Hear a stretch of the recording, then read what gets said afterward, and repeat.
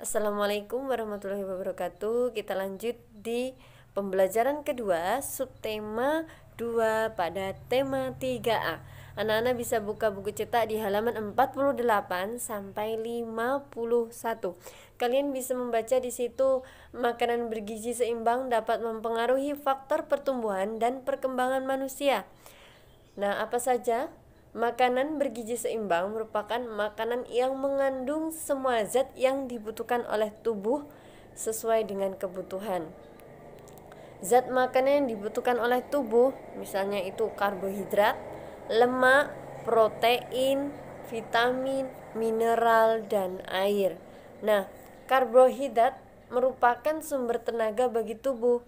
Jenis makanan yang mengandung karbohidrat itu seperti biji-bijian dan umbi-umbian. Contohnya padi atau beras, kemudian sagu dan umbi-umbian.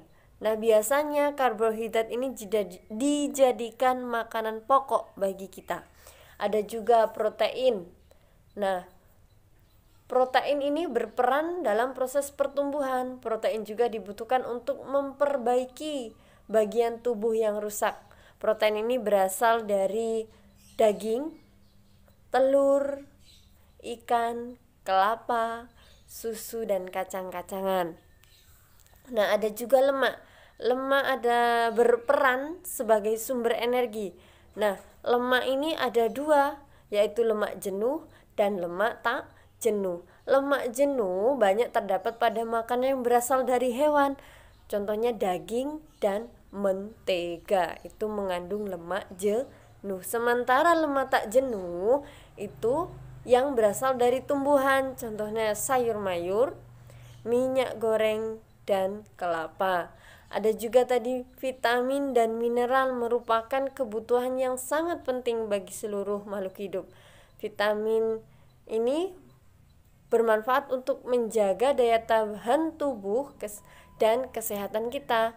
Vitamin terdapat hampir pada semua makanan, misalnya vitamin A ini pada wortel, dia menjaga kesehatan mata. Kemudian vitamin C ini menjaga gusi dan pembuluh darah serta mencegah flu.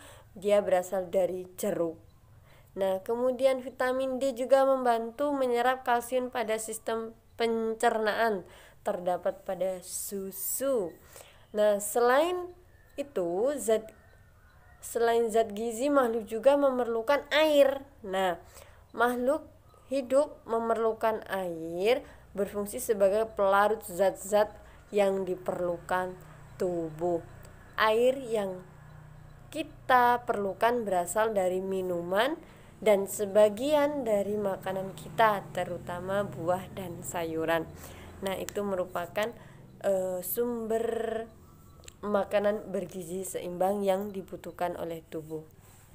Nah, kalian juga bisa memenuhi kebutuhan kesehatan kalian dengan cara berolahraga seperti kemarin ada gerakan-gerakan tangan dilengkukkan, tangan kanan dan kiri dilengkapkan ke depan secara bergantian.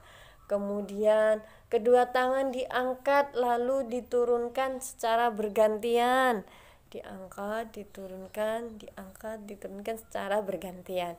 Kemudian ada tangan kanan ke atas, tangan kiri ke pinggang, lakukan secara bergantian. Itu juga menjaga kesehatan tubuh kita. Nah, kalian bisa lihat di halaman 50 dengan cara meragakannya juga boleh. Terus ada lanjut lagi, ayo berhitung. Nah, kita masih dalam penjumlahan secara pendek pada halaman 51. Kalian bisa lihat contoh di situ, Nak. Seorang petani ini contohnya ini soal cerita. Kalian pahami? Seorang petani memiliki perkebunan yang sangat luas. Ia menanami kebunnya dengan tanaman singkong. Ia sudah menanam 1250 batang singkong. Beberapa waktu kemudian ia menanam lagi. Nah, menanam lagi berarti dia ditambah 1950 batang singkong. Berapa batang singkong yang sudah ditanam petani tersebut? Kalian ingat kalimat yang lagi terus ditambah lagi itu merupakan kalimat penambahan. Ini soal cerita. Nah, penyelesaiannya kalimat penjumlahnya adalah 1250 ditambah 1950. Nah, itu kalian beri tanda garis di bawahnya, kemudian kasih tanda tambah. 0 ditambah 0 dapatnya 0. 5 ditambah 5 dapatnya 10. 10 itu ada angkanya ada 2, berarti kalian yang diletakkan itu 0-nya, satunya disimpan di atasnya 2. Nah, berarti 1 ditambah 2 3. Kemudian 3 ditambah 9 hasilnya 12. Nah, masih ada 2 angka, berarti yang ditulis adalah angka 2. Satunya diletakkan di atasnya angka 1. Kemudian 1 ditambah 1 dan ditambah 1 hasilnya 3. Ini merupakan cara bersusun pendek untuk perhitungan penyimpanan. Nah, jika kurang paham, anak-anak bisa tanya lagi dengan Bu Widya. Jika Bu Widya salah-salah kata, Ibu mohon maaf. Ibu akhiri, wassalamualaikum warahmatullahi wabarakatuh. Semangat!